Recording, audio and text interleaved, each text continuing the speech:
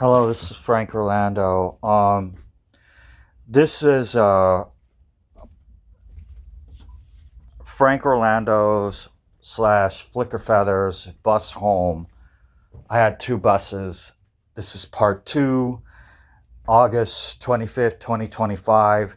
I lost that bus in like 2011 or 2012. I had to abandon it due to the fact that I could not find any work up in the Tallahassee and Thomasville, Georgia, Alcilla, Florida area. I just ran through a period where I could not find work at all, and I had to abandon my bus and leave it there. That may not have been an accident. I'm experiencing that right now for a year now. I have been unable to maintain or keep jobs. I don't think that's an accident. Nobody will investigate this as a crime, but yeah, I've lost quite a few homes in my lifetime. It's like somebody's committed a war against me. Um, I left that cultural group. I never used drugs. I am not a drug dealer or a drug user. Never did I.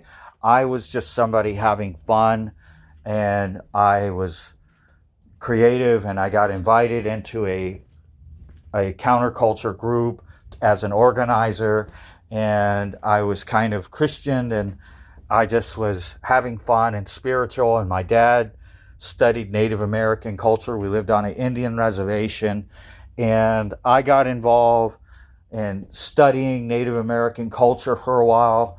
And I just got involved and got put into a leadership of organizing a festival event. Then I started a music show, and I was helping musicians. And so the bus project started out of a passion. And it's not a very practical one. I wasn't able to really take a bus on the road. I didn't have enough support for that. I was doing a lot of projects, but the bus project turned into being a livable home. And I lived in it for 3 years. From 2012 to 2007, I bought the second bus, and till 2009, 12. Anyway, I had it for a couple of years and I didn't do anything. So about 2005, I bought this international bus.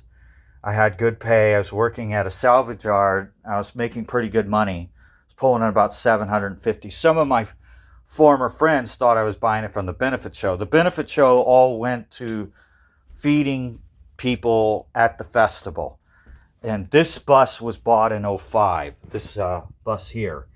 And this bus I bought this in 2000, 2001. And I paid cash. I paid $500 for this. And I got this for like $2,500. And then I started fixing it up. I paid for it out of my own money. My grandfather passed away in '07, and I got a head injury. And then I couldn't find work.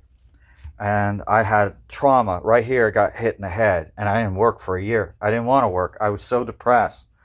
It's a mistake, but I just went through a pouting period or something. So anyhow, I ended up not able to find work fast enough, and I had to move into the second bus. So here we go with the bus video. First bus, I bought it from, I think, a church or something. I think it's a church bus that I bought, and it was running. And then I went to a mechanic school. I was going to get it. It's a short or mid-size. This was my first bus. I had more pictures, but I've seen to lost them. And you can see the hood. It had really thick fenders on it. So I painted it primer gray, and eventually it got gray. And I found this table. I got electricity in it. Somebody put it in. I think a friend of mine. It's all stripped out. I got all the chairs out of it, and it had an outlet, and it had an RV bus plug, and then at my job they threw out a countertop, and I built that into it, but it never went beyond that. And then the bus engine, I just couldn't keep it running. I had problems. So my uncle Tony worked on school buses and said that they sold them off. at the auction. So I went to the auction and met with a buyer, and he helped me get the bus. So this second bus, in the video, there's in my other bus project of Frank Orlando Flickerfeather bus home. This is the second bus, and that's me living in it. I lived on this property, and you'll see that in the picture. So this is going to go into the construction, and this is done through pictures and not a live video. So here we go. Oh, this right here, that's the inside of that hot water heater that you saw right there. That's the bathtub. I salvaged that out of used RVs. You can see that's the port. That's the black water tank. It's inside in case of cold weather. I had figured it out that I had to do it. I did all this. This was cut in, and that's part of the counter. I put a counter in. This is a clothes rack with that's a holding tank. And then you see, this was actually, my grandfather built this rack for when I lived, clothes rack, and I stuck it in my bus. So when I abandoned my bus, I left something that my grandfather made. So in a way, kind of helped build this bus home. This is an oven I salvaged. I paid $30 salvaging it. I worked at salvage yard, so I was able to see old campers in the salvage yard, and I'd go through them and buy this stuff used, whatever I could. I think I paid $30 for that. This is a countertop I bought at Home Depot. So that's the actual construction right there. This is getting closer to it getting done. As you see, there's a kitchen counter and the stove. It's a great bus home. There's power cords and battery operated TV. I was having fun making it. It was really a great project. You see some more things happening there.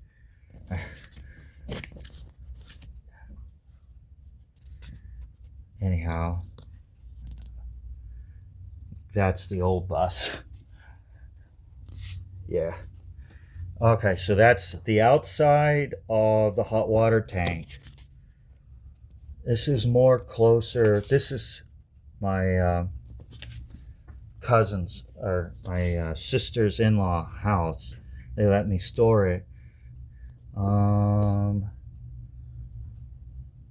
That's my bus home with stuff in it actually later on. It's when I had chairs. So the bus was always in transition. That's sure. This was something I really never used. I had bought it and then decided I didn't need it. It was out of a VW bus. So I don't know. That's some other bus home. So anyhow, that's that. On moving on. So now this is closer to it getting done, of me actually kind of living in it. That is, the toilet was really tall, high up. Everybody remarked about it, but I built it in case of cold weather. And that's the tub, and then this was the toilet over here on the other side. And it had curtains. It had a big step up, and you would step up and say it's kind of high. Some people made fun of that. This is Pear. He's sitting up there, and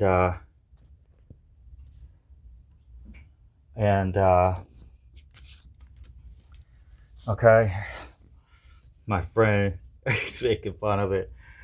They're making fun of the toilet being so tall. So anyhow, I took it to Skipper's Smokehouse. That's it at night.